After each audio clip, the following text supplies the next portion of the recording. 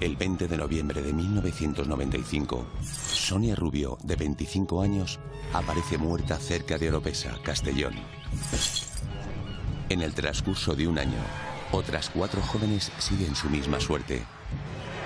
La alarma social cunde en toda la provincia ante la posibilidad de que, tras los crímenes, se encuentre un asesino en serie.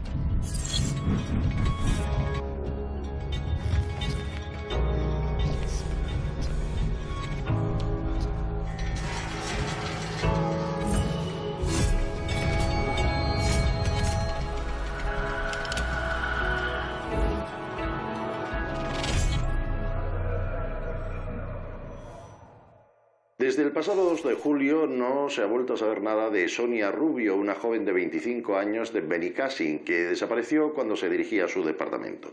Sus familiares, sus amigos y sus vecinos tratan como sea de localizarla. Comienza todo con una desaparición de una chica que había venido de Londres ese día, llega al apartamento de sus padres, deja la maleta en la cama sin deshacer y se va con sus amigas de cena. Y no aparece, no vuelve. Entonces sus padres presentan denuncia. El primer gran impacto fue la desaparición de Sonia Rubio. Una chica conocida entre los ambientes de jóvenes de Castellón, de familia conocida. La desaparición no era normal, no tenía ningún sentido. Y creo que todos sabíamos que aquella desaparición no era voluntaria. Cuando desaparece una persona adulta, normalmente en los primeros estadios se piensa que se ha marchado de forma voluntaria. ¿Por qué en el caso de Sonia Rubio, desde el primer momento, la policía sospecha que es una desaparición inquietante? Sonia era una chica normal y corriente. Era una profesora de inglés, de 25 o 26 años, que viene a pasar el verano con su familia. ¿Por qué se va a ir? Es que no había ningún motivo. Ninguno. Pero sobre todo la convicción que tienen los padres de que Sonia Rubio no se hubiera marchado sin haberles avisado. Una noche normal, una noche tranquila, como tantas otras veces que habíamos quedado todas las amigas para salir. Y al acabar de cenar pues fuimos a tomar unas copas pues por varios pubs de aquí de Benicàssim. Después se van a una discoteca que ya no existe en los bajos del Hotel Orange. Y llega un momento que Sonia está cansada. Sonia había venido de viaje, entonces se quería ir a casa. Fuimos a la discoteca de Jardines, entramos más que nada por ver si había alguien que nos pudiese acercar a casa. Y como no había nadie, había la gente que había no podía llevarnos a casa, pues nos fuimos andando. Ahí, si te fijas, en los bajos del hotel hay una puerta. Eso es una discoteca que se llamaba Picasso. De ahí sale Sonia, sale por aquí, va hasta el semáforo con una amiga. La amiga tira dirección Castellón y ella gira dirección Barcelona a sus apartamentos. Esto es de donde ella sale, sobre las 4 de la mañana o así. Y nada, ya fue salir de la discoteca y llegué a la Gran Avenida y me fui en dirección a Castellón y en dirección a Benicàssim. Y nada, y la verdad es que lo extraño es que había gente, que aunque es una hora de la tarde, pero vamos, cualquiera que conoce Benicàssim y que vive en la Gran Avenida sabe que hay jaleo a esas horas de la noche por allí. Y no había... nada extraño. Aparte de los testimonios de los amigos, lo que queda muy claro es que la relación de Sonia con sus familiares es muy estrecha y muy buena. Nadie de su entorno entiende qué es lo que ha podido pasar. Sonia hacía lo que normalmente era su rutina, pasear por un lugar amplio, con buena visibilidad, donde pasa mucha gente. Quizás se había subido en el coche de algún extraño, había aceptado una invitación de alguien que no era conocido. Pasan los días, Sonia no aparece, entonces la gente se moviliza. Empiezan las concentraciones y queremos que vuelva Sonia, queremos encontrar a Sonia. Fue cuando empezó la participación ciudadana a moverse así un poco. Viví con mucha intensidad este caso en concreto, porque aparte de ser estudiante de periodismo, aparte de ser mujer, adolescente, mi padre estaba dirigiendo en ese momento la investigación como jefe de la Policía Judicial en Castellón. Se estaba trabajando pues con muchísima cautela, pero bueno, yo sí que veía a mi padre 24 horas volcado en el caso, apenas aparecía por casa. Yo creo que por primera vez, policialmente, se hizo un despliegue de carteles e informativo a nivel europeo e incluso americano tremendo. Utilizamos Interpol, se hicieron miles y miles de carteles en color y todas las personas, el grupo de amigos que viajaba mucho, por todos los aeropuertos iban dejando el cartel de la desaparición de Sonia.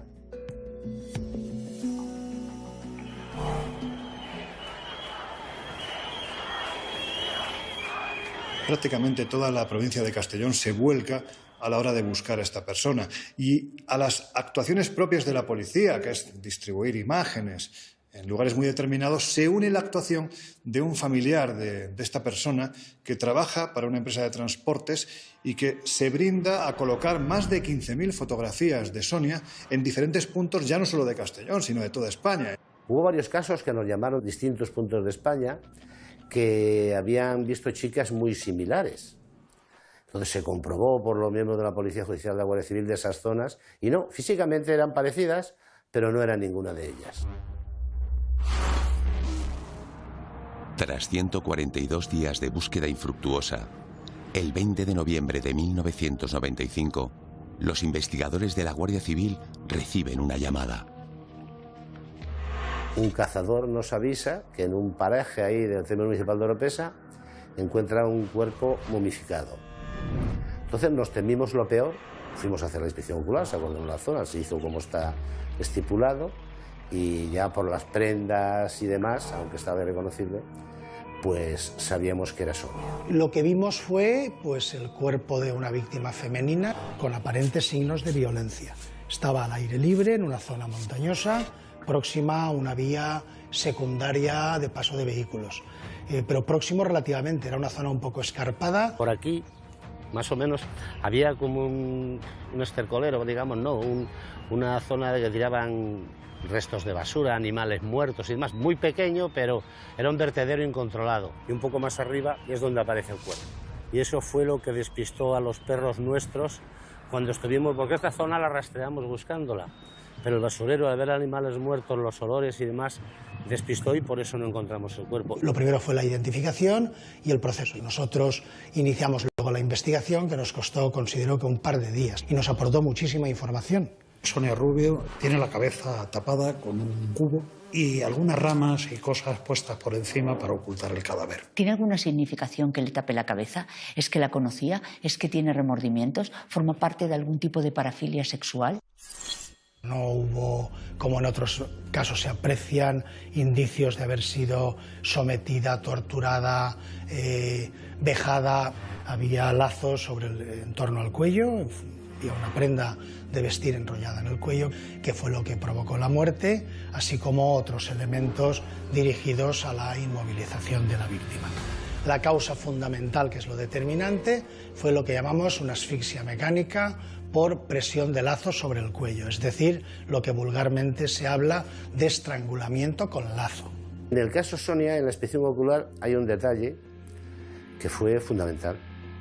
Sonia tenía la boca cinta aislante. Esa cinta aislante se recoge, se manda a analizar al laboratorio de criminalística y nos dicen que esa medida de cinta no se comercializa en España. Se trata de una cinta que no tiene el ancho habitual, que es de 19 milímetros. En este caso se trata de una cinta que tiene 18 milímetros. Entonces nos tiramos casi un año trabajando con todos los fabricantes de cinta de todo el mundo, una persona concretamente dedicada a eso, y no se fabricaba esa medida. Entonces ahí estábamos perdidos. ¿De dónde ha sacado esta cinta con esta medida? Aquí había 3 escenas. Obviamente la escena donde aparece Sonia no es el lugar donde le han acabado con su vida. Es la escena secundaria, es el lugar donde han abandonado el cadáver. Ha tenido que haber una escena primaria donde el sujeto ha tenido la intimidad suficiente para poder agredirla, matarla y colocarla de esta manera. Y una escena terciaria de tránsito. Eso nos hacía pensar también a los investigadores que tenía que tener un vehículo, porque para dejar ahí a la víctima tenía que haberla podido transportar. Comenzaron a ver que hasta ese momento no se habían visto padres de las chicas, de las jóvenes, esperando en las puertas de la discoteca para que no volvieran solos a casa, porque Sonia había desaparecido en esa circunstancia, haciendo autostop, que entonces era una cosa absolutamente habitual. Mientras la Guardia Civil busca al autor del crimen de Sonia, aparecen los cadáveres de otras 3 jóvenes: Natalia Archelós, Francisca Salas y Mercedes Vélez. En pocos días aparecen 3 cadáveres en Borarriu, en un río seco, entre las zarzas. Los operarios del Ayuntamiento de Vila Real pues encuentran primero un cuerpo en muy mal estado, a los 2 o 3 días creo que otro, y a los 2 días otro. Son 3 chicas que tienen un elemento en común. Las 3 son toxicómanas que practican la prostitución para obtener dinero y poder pincharse. Eran unas chicas que ejercían la prostitución callejera y llevaban desaparecidas unos meses, pero nadie había denunciado su desaparición, eran heroinómanas, eran personas que no estaban vinculadas con la familia, entonces nadie las echaba de menos. Las 3 víctimas mueren por sofocación, aparecen maniatadas con su ropa interior. ¿Estamos ante un patrón conductual de un asesino en serie o son casos que no se pueden conectar? En ese momento nosotros no relacionamos una cosa con la otra.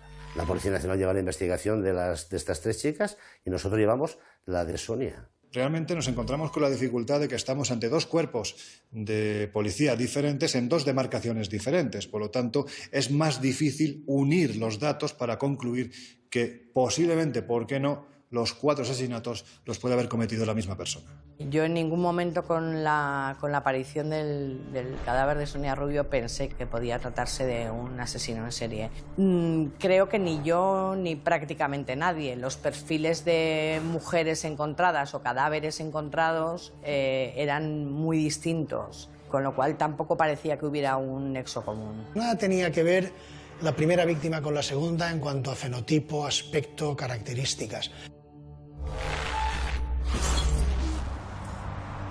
Un año y medio después de la muerte de Sonia Rubio, la Policía Nacional detiene a un hombre llamado Claudio Alba como presunto autor de las muertes de las 3 prostitutas. ¿Por qué los investigadores fijan la mirada en esta persona y qué les ha llevado a pensar que él puede haber sido el autor de los crímenes? Es usuario frecuente de la prostitución de la zona y le vinculan por una cuestión muy banal. Una de las chicas llevaba una bolsa sobre la cabeza de un supermercado concreto. El registro que se hace en la vivienda de Claudio Alba se encuentran bolsas de este mismo supermercado. Los indicios de los que presume la policía son simplemente que Claudio Alba conocía a una de las chicas, que su vehículo era similar a uno de los vehículos que habitualmente rondaba por la zona y que habían encontrado una bolsa de plástico de un centro comercial. Pero bueno, es una bolsa de un centro comercial, de las que hay millones. Cuando se detuvo a Claudio Alba, la prensa, se volcó, la sociedad también. Hay imágenes tremendas de la gente aporreando el furgón policial. La tarde-noche que detienen a Claudio Alba y es llevado a presencia judicial, me encuentro con una persona sumisa, tranquila y además sorprendida, porque no entendía qué hacía allí. Él me contó que durante el último año la Policía Nacional le había llamado en varias ocasiones para tomarle declaración, para colaborar, y él había acudido voluntariamente siempre para prestar colaboración. Pero el perfil de Claudio Alba quedaba todo en un bloque marginal de la sociedad. Era un camionero, unas prostitutas. Esto no tiene nada que ver con la gente normal que vamos por la calle.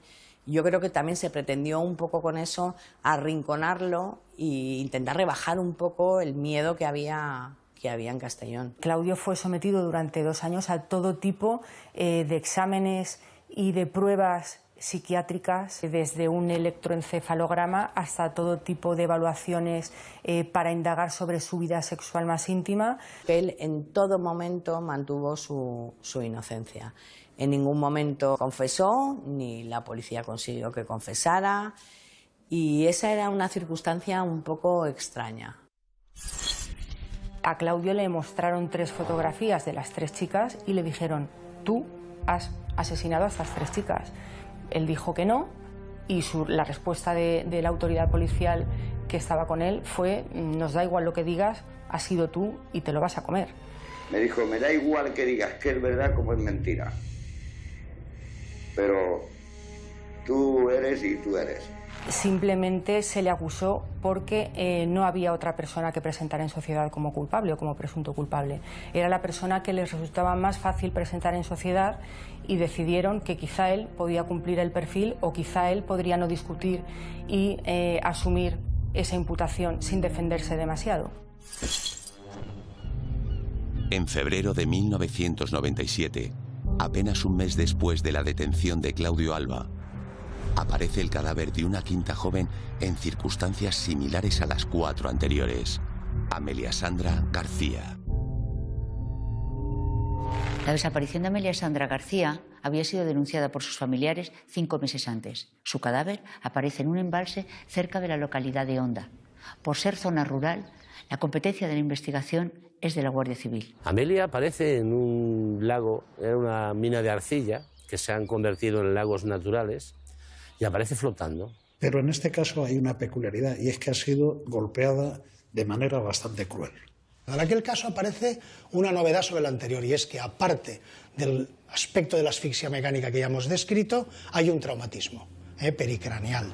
No mortal, pero hay un traumatismo pericraneal. Un cuerpo mucho más grande, una persona más fuerte físicamente, pero con las mismas características o características semejantes que vimos en el primero. La gran diferencia fue que era un cadáver reciente, muy próximo a su desaparición. Estamos hablando de una persona joven que aparece desnuda, que las manos literalmente han sido atadas por su propio sujetador, la violencia que se ha ejercido con ella es tremenda. Por lo tanto, aquí cabe la posibilidad de plantearse 2 preguntas. ¿Estamos ante una víctima que fue asesinada por Claudio Alba y que aparece en ese momento, o realmente se han equivocado de autor? Nosotros, no al 100%, pero un 99%, sabemos que las 2 nuestras no había sido esa persona. 5 meses después de ingresarlo en prisión, nos vamos al mes de junio del año 1997, se celebra una vista en la audiencia provincial y ese mismo día la propia audiencia provincial acuerda que se ponga en libertad de inmediato a Claudio Alba y ese mismo día se acuerda y se le pone en libertad. Estoy contento porque sé que se está aclarando esto y que bueno, que sabéis que soy inocente y que en fin, por fin pues se va a aclarar algo. Mi conciencia la tengo sana y segura de que soy inocente de lo que me han metido. Después de 5 meses en prisión y 2 años y medio a disposición judicial, cabría plantearse quizás si Claudio Alba no fue una víctima más de este caso. Porque claro, ¿en qué situación quedó esta persona? Claudio perdió su puesto de trabajo porque estuvo prácticamente 2 años a disposición de la autoridad judicial para cuanto hiciera falta y además tenía que ir a firmar una vez a la semana porque estaba en libertad provisional. Claudio perdió su casa porque vivía de alquiler y durante 1 año contó con la ayuda económica de familiares y amigos, pero finalmente se terminaron los recursos de todos. Claudio perdió su vehículo porque su coche lo requisó la policía para investigar y cuando lo recuperó estaba absolutamente destrozado. Su nombre y su imagen se habían visto fuertemente dañadas. Se le había presentado como el asesino en serie de Castellón, como el autor de crímenes execrables y terribles contra las víctimas. Todos teníamos ganas de que encontraran a un asesino. Había muchísima presión social, muchísima, y se fue a por el eslabón más débil. Un trabajo de la policía tampoco no se cuestiona. Claudio Alba sufrió un vapuleo social, moral, judicial, fiscal, policial, sin precedentes. Una vez recibió la indemnización, transcurrieron pocos meses hasta que falleció. Lo realmente inquietante es que si Claudio Alba no era el asesino, ¿quién estaba matando a mujeres en Castellón? Era un hombre libre y fuera del radar de los investigadores. La investigación parece encontrarse en un punto muerto. La Fiscalía de Castellón solicita entonces el apoyo del cuerpo de élite de la Guardia Civil, la Unidad Central Operativa. La sección de homicidios de la Unidad Central Operativa interviene no en todos los casos de homicidio que puede haber en España, sino en casos muy particulares. Siempre hablamos de hechos de una gravedad o bien extrema, o bien que se haya causado una gran alarma social, o bien que intervengan menores, múltiples víctimas. En fin, casos bastante complejos y que no estén resueltos, lógicamente. Por primera vez en la historia de la investigación criminal en España se recurría a la perfilación criminal, es decir, a la realización de un retrato psicológico del sujeto que estaban buscando a través de los datos que podían extraerse del estudio de las escenas de sus crímenes y de sus víctimas, lo que llamamos un perfil criminal. Se hacen dos tipos de perfilado. Por un lado, el perfilado criminal para ver quién podía ser el autor, qué tipo de modus operandi tenía, si tenía algún tipo de firma, y por otro lado el perfil geográfico. ¿Cuáles eran las zonas de actuación del presunto autor o autores de los hechos? Los dos tipos de perfilados son policiales, inéditos hasta la época en España, no se había hecho, no existía ningún grupo en la Guardia Civil ni en Policía en España que se dedicara al perfilado criminal. En ese momento hay varios sospechosos, digamos, pero quieren que con un criterio más técnico alguien les ponga claramente la flecha de donde tienen que ir dirigidas todas sus investigaciones. Estos dos perfiles fueron complementados con otros dos informes periciales, que fue la emisión de un informe al FBI, y por otro lado recurrimos también a la universidad, en concreto a la Universidad de Valencia, a través de Vicente Garrido Genovés, psicólogo de la Universidad de Valencia, para que nos echara también una mano, nunca mejor dicho, ¿no?, una mano más a esta investigación que en principio resultaba bastante compleja. Había como dos tipos de víctimas. Unas víctimas que se dedicaban a la prostitución y luego dos chicas que no formaban parte de ese ámbito. Pero la primera pregunta es, ¿estas víctimas tienen algo en común? ¿Estas víctimas que aparentemente conforman dos grupos, las prostitutas y las que no lo son, tienen algo en común? Llegado a ese punto, la Guardia Civil encontró difícil seguir investigando algo que tuviera una eficacia digamos, inmediata. No había un patrón, había una forma, había unas... Dejaba una huella al agresor que era semejante de uno a otro, pero eso era una conexión muy lábil en el momento. Tienes que plantearte la existencia de otras huellas, que son las huellas de comportamiento. Las huellas de comportamiento son las decisiones o actos que realiza el sujeto y que el sujeto decide hacerlas con un propósito. Los investigadores empiezan a trabajar sobre el posible vínculo entre las 5 víctimas.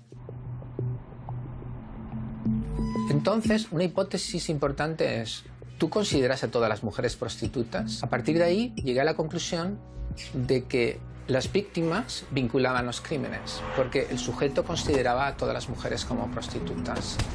Las cosificaba como personas sin valor y que realmente merecen morir, porque todas son prostitutas. Pero la segunda cuestión importante que vinculaba a los crímenes era las escenas propiamente dicha.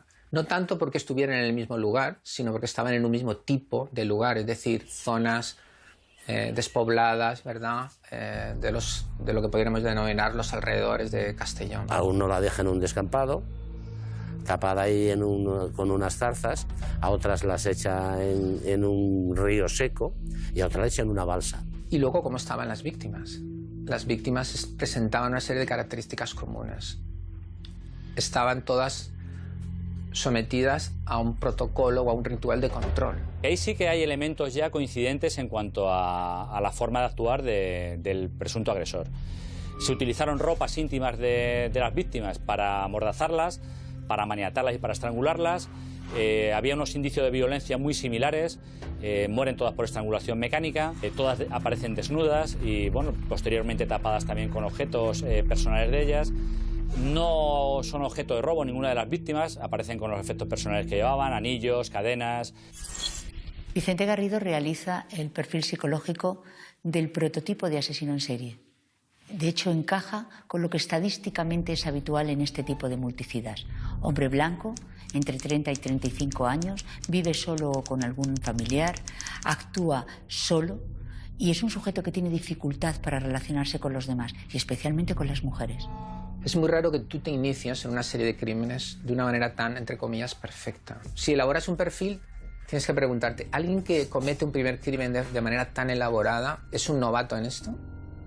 Yo planteé en mi perfil la idea de que no, de que tenía antecedentes por delitos de violencia, no quizá necesariamente un asesinato, pero esa persona sabía lo que era someter probablemente a una mujer. Luego era probable que tuviera antecedentes por delitos violentos, incluyendo agresiones sexuales. Lo primero que hacemos nosotros es una lista de personas que hayan estado condenadas o ya tengan antecedentes por agresiones sexuales o por delitos violentos contra la mujer. Se centra el foco investigativo sobre una persona, sobre un joven que ya tenía antecedentes por delitos contra la integridad sexual. Años antes había cumplido condena por una violación a una joven en Castellón, y se centra el foco sobre este individuo, Joaquín Fernández Ventura.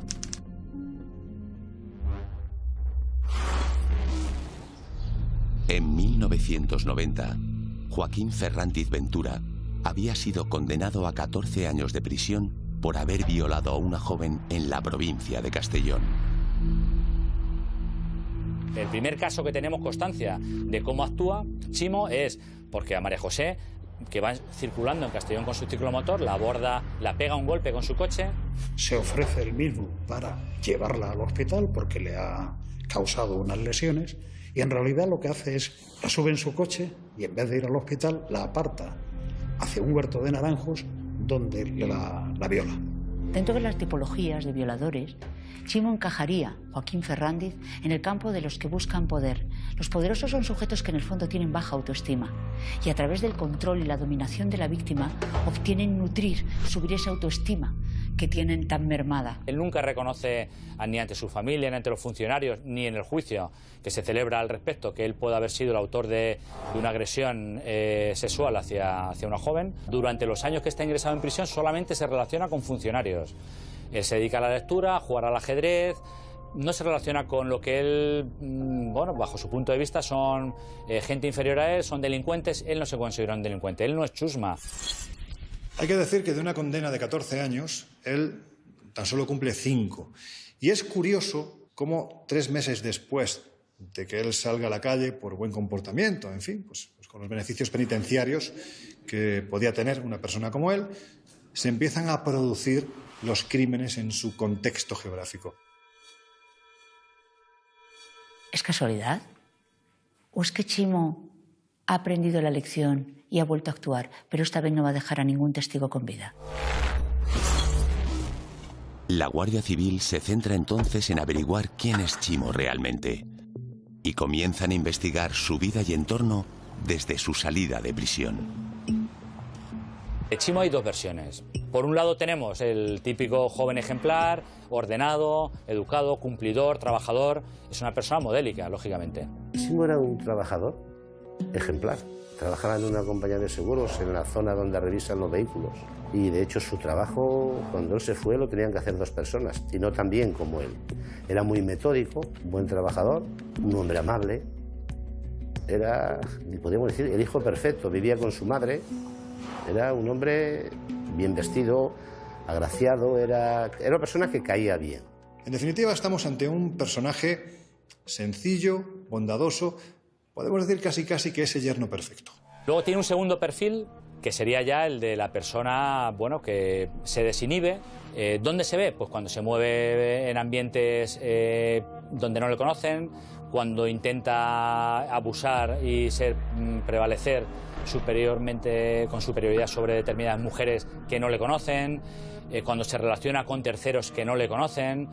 Ahí cambia. Es una personalidad agresiva, es una personalidad violenta, es una personalidad que no se va a dejar dominar por los demás. La relación que tiene con su madre además es muy particular, muy ambivalente. Parece que hay una buena relación entre ellos, pero tras salir en libertad por la primera violación, empieza a tener una relación muy agresiva con ella, la maltrata física y verbalmente, extremo que también hace con su hermana. A su madre, a raíz de ingresar en prisión, son todos reproches. O sea, la conducta de su madre es totalmente sumisa hacia él, de su madre y de su hermana, de su entorno familiar, con lo cual ha ido también variando y evolucionando a mal, a peor, a una violencia, diría, extrema en el domicilio, pese a que se oculta a nivel familiar. Llevar esa doble vida no es fácil. No doble personalidad, doble vida. No es nada fácil. ¿Por qué? Porque tienes que ser capaz de disociar, de separar los actos de violencia extrema de lo que es una vida donde tú aparentemente eres una buena persona. Eso solo lo puedes hacer si tus emociones morales, la empatía, la compasión, la responsabilidad, la lealtad, el sentido de justicia, el compañerismo, etcétera, están neutralizadas. El psicópata se caracteriza justamente porque está alienado de lo que podríamos denominar la comunidad moral. Él entiende la norma ética, pero no le afecta. Y a partir de ahí vemos que en los periodos en los que ha tenido una relación estable, sentimental, con jóvenes de su entorno, no ha habido ninguna víctima, ninguna desaparecida, no se han cometido ningún homicidio en Castellón, en el entorno en el que él se mueve. En el momento que él ha tenido alguna ruptura sentimental, que no ha tenido pareja estable, pues se ve que ahí, bueno, empieza a frecuentar otra vez la prostitución y sí que hay víctimas, como es en el caso de las 4 o 5 víctimas. En febrero de 1998, Joaquín Ferrandiz protagoniza un episodio que hace saltar todas las alarmas. Llega un momento que comete un error y ya sabíamos que lo teníamos. El error pues fue que desde una discoteca aquí de Castellón siguió una chica, la abordó sola sobre las 6, 7 de la mañana, la aborda, intenta introducirla en su vehículo, porque él les apretaba el cuello hasta que perdían la consciencia. La chica estuvo a punto de quedarse inconsciente. Hay un vecino que oye voces, oye gritos, va en auxilio de esta joven. Entonces es cuando encuentran a Ferrandiz con esta chica, que la tenía en el coche ya prácticamente inconsciente. ¿Y qué pasa? ¿Qué pasa? Dice, entonces él sale y le dice, no, es que es mi novia, me ha puesto los cuernos, estamos discutiendo, no sé qué, no sé cuánto. Llaman a la policía interviene, lógicamente. La joven tiene muy claro que no tiene ningún contacto ni ninguna relación con Chimo y a partir de ahí sí que se pone ya el objetivo sobre esta persona. El agresor, como es consciente de que tiene antecedentes y que pueden dar con él, decide ser proactivo y se presenta en la comisaría para preguntar si ha sido denunciado por su exnovia porque ha tenido con ella una cierta pelea. Él es muy hábil. Él se presenta en la comisaría, le dice lo que ha pasado, una discusión con su novia, pues en vano, aquí no hay ninguna denuncia, te puedes ir, y se va. Teniendo la certeza policial de que podía ser el autor de los hechos, Joaquín Fernández Ventura se montan unos dispositivos de seguimiento y de vigilancia sobre el mismo, centrados principalmente los fines de semana. Y muy especialmente cuando él se quedaba solo, porque él salía con los amigos, pero llegaba un momento que se desvinculaba de los amigos. Entonces esos momentos para nosotros eran elementos de tensión porque pensábamos que podía agredir a alguna otra joven y lógicamente no podíamos permitir que hubiera ni mucho menos una agresión sexual y mucho menos todavía que se pudiera cometer un homicidio por una imprudencia policial. A partir de ahí es cuando nos pegamos a su lado las 24 horas del día. No lo dejábamos, él no lo sabía. Pero entonces nosotros estábamos a su lado porque teníamos miedo que repitiese o estábamos convencidos de que iba a repetir. El 12 de julio de 1998, los agentes son testigos de un nuevo intento de asalto a una joven por parte de Chimo. Este será un episodio definitivo para incriminarlo.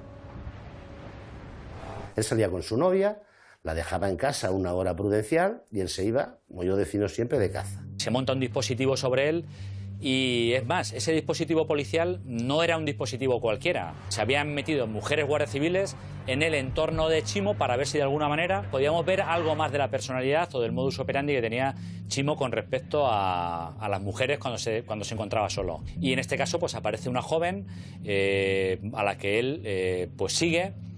La ve en una discoteca, sale de la discoteca detrás de ella, cada uno en su vehículo. Sí, este es el recorrido que hicimos esa noche desde la discoteca hasta donde para la chica a comprar tabaco y aparca.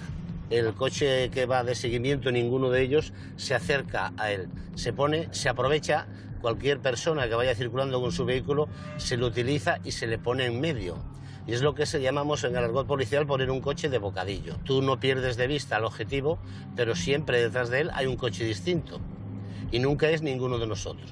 Sigue hasta otro local de ocio, de la zona de Benicàssim, y bueno, pues se queda observándola de una manera ya muy directa.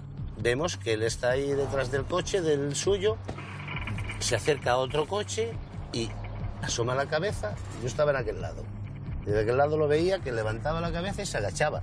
Y ya perdíamos la visión sobre su persona. La joven, después de entrar en este segundo local, vuelve a acceder a su vehículo, empieza a circular, lógicamente, para ir a su domicilio, donde fuera la joven. Llegaría tarde, era de día.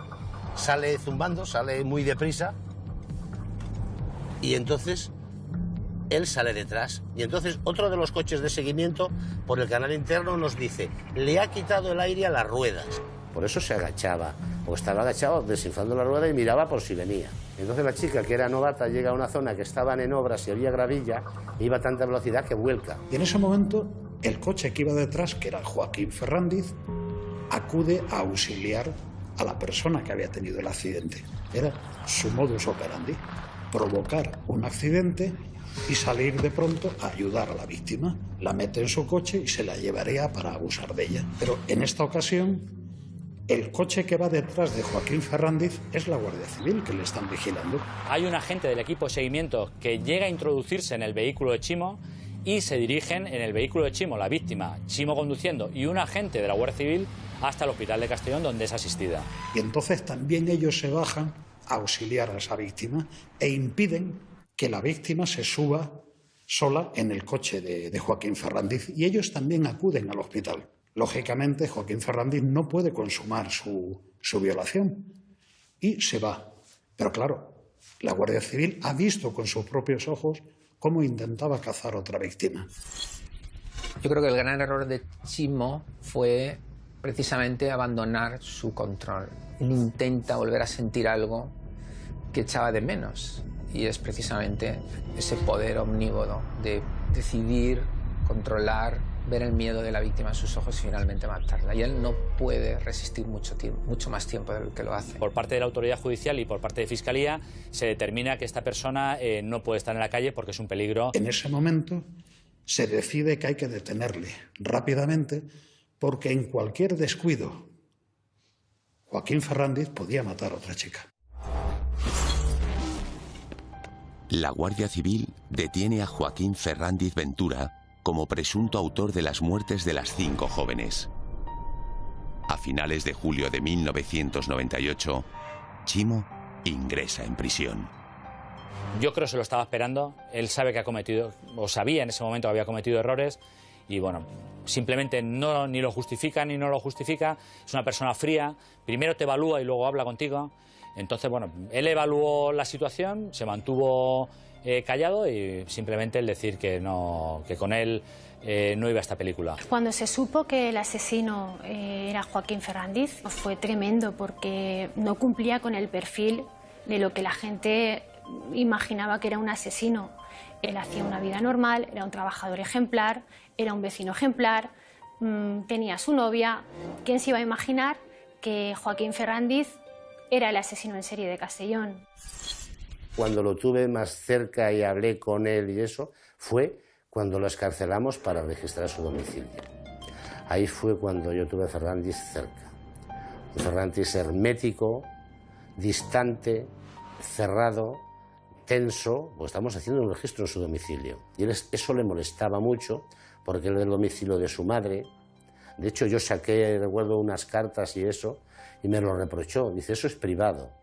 Empezamos a recorrer las habitaciones, y en una de ellas encontramos los periódicos, en los cuales él seguramente los leía y se vanagloriaba de estos asesinatos.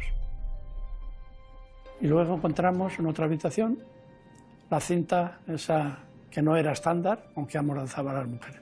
Era una cinta de precinto de unas medidas muy especiales, de 18 milímetros concretamente, y es utilizada por Joaquín Ferrandiz Ventura tanto para amordazar en un primer momento a la primera de sus víctimas, que es María José, la chica que viola en un primer momento en Castellón, como a Sonia Rubio tras su salida en el año 95 de prisión y que terminó en el homicidio.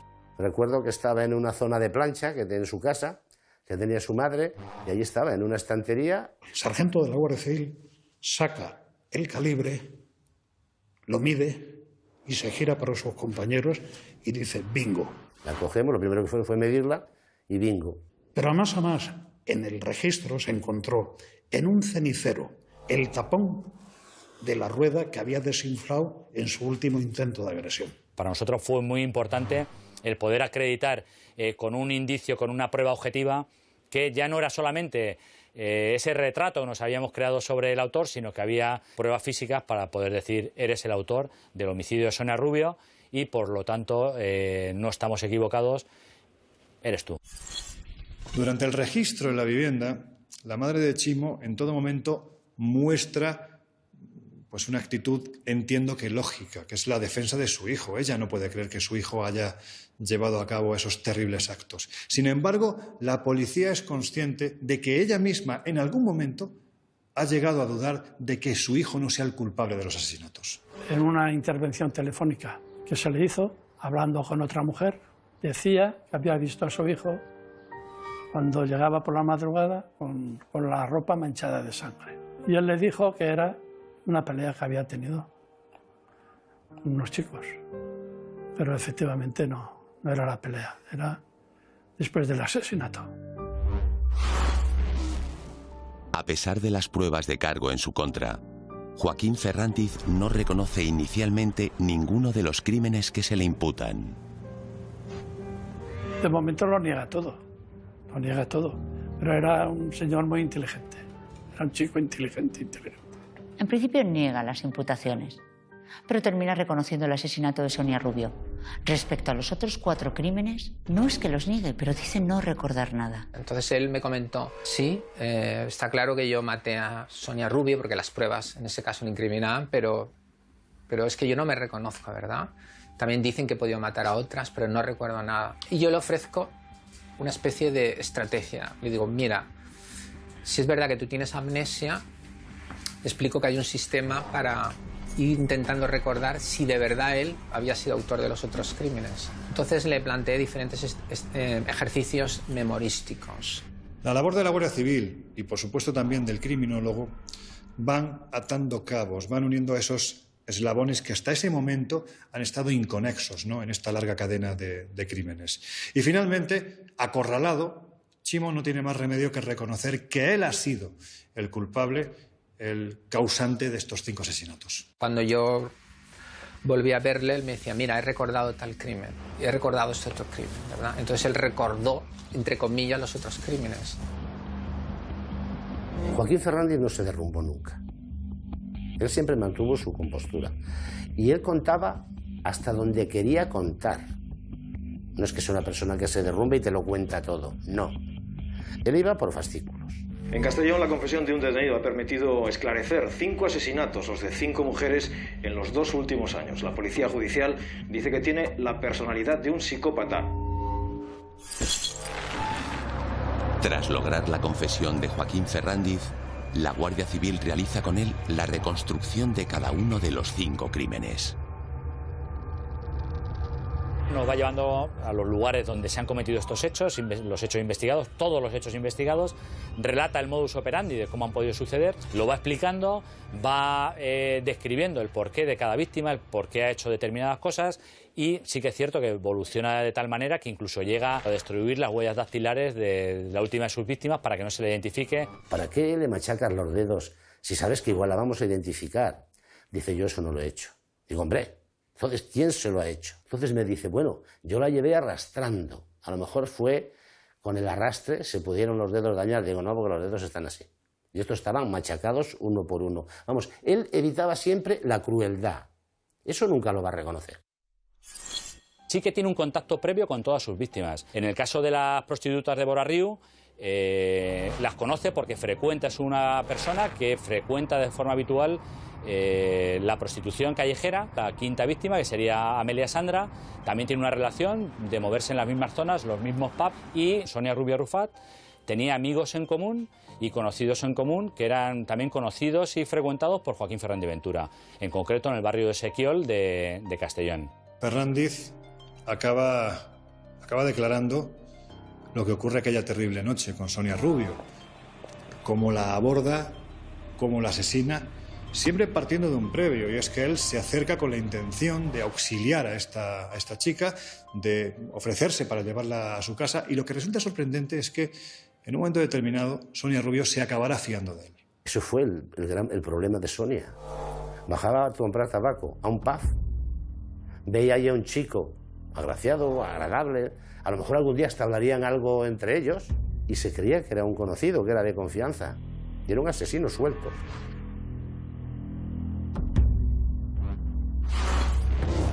Los investigadores ya saben cómo ha matado Chimo a las 5 jóvenes. Pero aún queda por averiguar el porqué. Odio a las chicas. Tenía odio. tenía una malversión encima de él, algo extraordinario. Chimo desde joven, 15, 16 años, escribía a menudo en sus diarios y reflejaba en ellos su ira y su frustración con muchas de las mujeres que le rechazaban. Esto posteriormente lo va a trasladar a sus actos criminales. Él es simplemente como un trofeo, el llegar a una mujer, el poder conseguirla y el poder dominarla. Si es rechazado por esta mujer, en sus diarios, y estoy hablando de una edad bastante temprana, de la adolescencia, para él es bueno, lo peor que le ha podido pasar en el mundo. ¿Por qué mataba a Chimo? Primero porque es un psicópata. Y quizás disfruta cuando la mujer se muere en ese último momento, pues él es cuando siente una satisfacción tremenda, un descanso. Como nos dijo en el caso de Sonia, dice que cuando ella dejó de respirar, él sintió una paz infinita. Yo creo que la historia de Chimo, su gran relato oculto, ¿verdad?, es la de otros muchos asesinos en serie. Y es la insatisfacción que le producía una vida convencional. Iba por la calle en el coche y iba siempre buscando, con la cabeza alta, siempre buscando a la víctima, mirando a ver dónde podía atacar. Si tú vives en un ambiente, digamos, ordinario, una vía que tienes es sentir un poder extraordinario, una fantasía donde la dominación del otro te proporciona una satisfacción egocéntrica brutal. Él tiene una relación con las mujeres como de dominación. Es una satisfacción emocionalmente perversa, pero a ti te produce una vida distinta, aunque sea durante unas pocas horas, que es el momento en el que tú, pues desde que ves a la víctima hasta que finalmente la abandonas. Pero uno tiene que pensar la de horas o días a lo largo del tiempo que una persona puede dedicar a fantasear sobre esto. El 24 de noviembre de 1999, más de 4 años después del asesinato de Sonia Rubio, comienza el juicio contra Joaquín Ferrandiz Ventura. Fue un juicio con muchísima expectación mediática. El caso obviamente había despertado el interés de todos los medios de comunicación, también de la sociedad, por aquello del morbo que les daba el ver sentado en el banquillo al entonces todavía presunto autor de esas 5 muertes de las que se les acusaba. En un año que se cometan 5 asesinatos en una ciudad pequeña como Castellón, eso fue tremendo para nuestra sociedad, para los castellonenses fue tremendo. Durante las sesiones del juicio, Joaquín Ferrandiz va con gafas de sol, se cubre el rostro con las manos y apenas da señal alguna de tener alguna empatía o relación emocional con lo que está ocurriendo a su alrededor. Parece que nada va con él. Estoy de acuerdo con la acusación de hechos de la defensa y no voy a contestar a más preguntas. Cuando nosotros entrábamos en la sala, él ya estaba en la sala, siempre con la misma posición, con los codos apoyados en las rodillas, con la cabeza agacha. Uno de los momentos clave y seguramente más duro para Joaquín Ferrandiz en este juicio fue la declaración de aquella joven que fue salvada in extremis por un vecino que esperaba a su hija. Esta declaración se produjo detrás de un biombo para preservar la identidad de la agredida y fue clave. ¿Por qué? Pues porque esta persona no solo contó lo sucedido, sino que además reconoció en la figura de Chimo al culpable de aquella agresión. Me apareció de entre 2 coches un individuo que intentó taparme la boca. Yo empecé a gritar. Un momentito, ¿el individuo ese era el acusado? Sí.